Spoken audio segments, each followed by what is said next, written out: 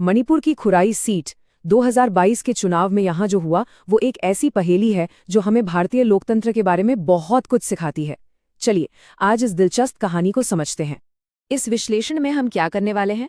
पहले तो इस पहेली को समझेंगे, फिर आंकड़ों में उतरेंगे, जमीन की आवाज सुनेंगे, इस खंडित जनादेश के पीछे की वजहों को जानेंगे और आखिर में एक ऐसा ब्लूप्रिंट देखेंगे जिससे भविष्य की राजनीति को एक नई दिशा मिल सकती है।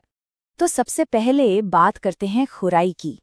ये सिर्फ एक चुनावी क्षेत्र नहीं है, ये इम्फाल का एक धड़कता हुआ शहरी दिल है। यहाँ के लोग, यहाँ के वोटर्स सियासत को बहुत करीब से देखते हैं और समझते भी हैं। ये जो नक्शा देख रहे हैं, ये है खुराई विधानसभा, इम्फाल पूर्व जिले का हिस्सा। घनी आबादी, शहर के अपने मुद्दे और सबसे बड़ी बात, एक ऐसी जनता जो अपने वोट की ताकत को जानती है और उसका इस्तेमाल भी करती है। और ये आंकड़ा देखिए, 92.62%। जरा सोचिए, लगभग हर किसी ने वोट डाला। ये कोई मामूली बात नहीं है। ये दिखाता है कि लोगों में लोकतांत्रिक प्रक्रिया को लेकर कितनी उम्मीदें हैं, कितना गहरा जुड़ाव है। तो सवाल यही उठता है ना कि अगर 92.6% लोगों ने वोट दिया तो जीतने वाले को सिर्फ 33.6% वोट ही क्यों मिले? मतलब 2/3 से ज्यादा आबादी ने तो उन्हें वोट ही नहीं दिया, तो फिर वो जीते कैसे? यही है खुराई की असली पहेली और आज हम इसी गुत्थी को सुलझाने वाले हैं। चलिए अब जरा आंकड़ों की गहराई में उतरते हैं, क्योंकि राजनीति की बड़ी बड़ी कहानियां अक्सर छोटे छोटे नंबरों में ही छिपी होती हैं।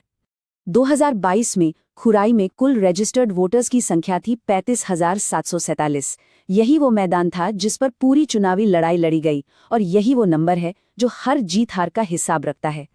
अब इस चार्ट को ध्यान से देखिए, ये पूरी कहानी बयां कर देता है। बीजेपी 33.62% वोट लेकर जीत तो गई, लेकिन बाकी के जो लगभग 86% वोट हैं वो कहाँ गए? वो बट गए एनपीपी, आरपीपी, जेडीयू और दूसरों में। यानी कोई एक मजबूत विपक्ष था ही नहीं जो इन वोटों को एक साथ ला पाता। और ये स्लाइड तो इस कहानी को और भी साफ कर देती है। अगर एमपीएसए यानी मणिपुर प्रोग्रेसिव सेक्युलर अलायंस के सारे सहयोगी दल एक साथ होते तो उनका वोट शेयर करीब 37% होता, जो जीतने वाली पार्टी से ज्यादा है। सोचे जरा, गणित उनके पक्ष में था। तो नतीजा क्या निकला? नतीजा ये है कि विपक्ष के लिए जीत कागज पर तो थी, गणित में तो थी, लेकिन जमीन पर नहीं थी। रणनीति की कमी ने उन्हें हरा दिया। वोटों का यही बंटवारा सत्ताधारी पार्टी की जीत का रास्ता बन गया। अब आंकड़ों से हटकर उन लोगों की बात करते हैं जिनके एक एक वोट से ये नतीजे बने। उनकी असल परेशानियां क्या थीं? क्योंकि देखिए, लोकतंत्र में हर नागरिक की आवाज का सम्मान, उनकी गरिमा का सम्मान सबसे जरूरी है। ये हमारे संविधान का मूल सिद्धांत भी है। लोगों की सबसे पहली और सबसे बड़ी चिंता थी अपनी रोजी रोटी की। आर्थिक मुद्दे जो सीधे उनके घर के चूल्हे पर असर डाल रहे थे और उनके भविष्य पर सवालिया निशान लगा रहे थे। नौजवानों के हाथों में डिग्रियां थीं, पर नौकरी नहीं थी। घर का बजट महंगाई की आग में जल रहा था, चाहे वो खाने पीने का सामान हो या पेट्रोल डीजल। और किसान, हमारे अन्नदाता, कम पैदावार और एमएसपी न मिलने की दोहरी मार झेल रहे थे। दूसरी बड़ी शिकायत थी बुनियादी सुविधाओं की। गवर्नेंस को लेकर, सरकार के कामकाज को लेकर एक गहरी निराशा थी जो लोगों के रोजमर्रा के जीवन को मुश्किल बना रही थी। सोचिए, लोग रोज रोज की दिक्कतों से जूझ रहे थे।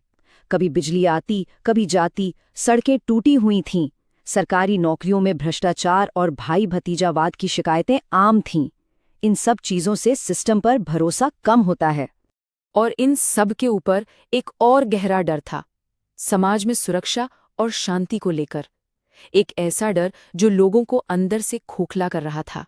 जो हाल में जातीय तनाव हुए थे, उसका डर लोगों के दिलों में बैठा हुआ था। हर कोई बस शांति और सद्भाव चाहता था। इसके अलावा किडनैपिंग, ड्रग्स जैसे अपराध भी बढ़ रहे थे और नौजवानों के लिए ना तो कोई अच्छी सुविधा थी, ना ही कोई स्किल ट्रेनिंग का इंतजाम।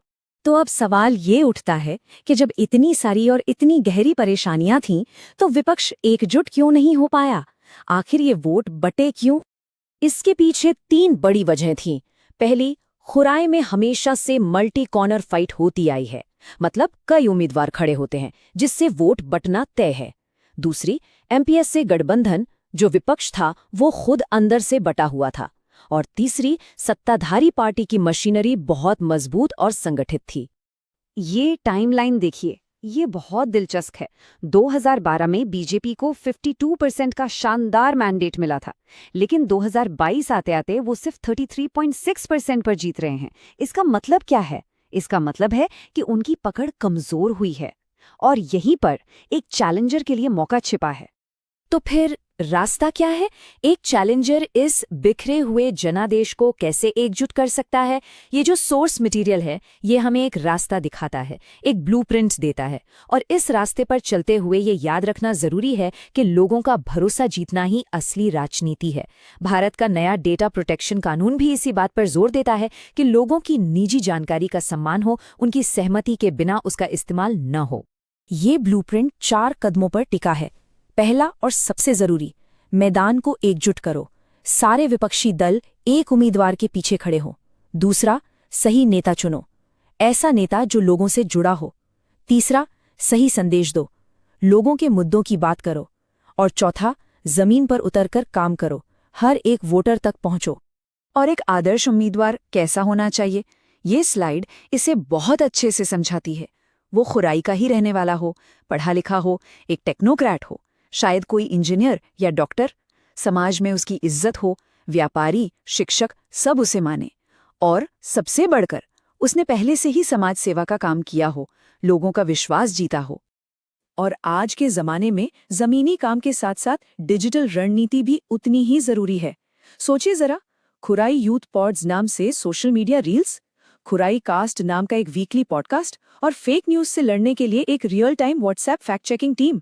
ये सब दिखाता है कि कैसे एक बिखरे हुए जनादेश को एक मजबूत, जन केंद्रित और आधुनिक सोच के साथ एकजुट किया जा सकता है।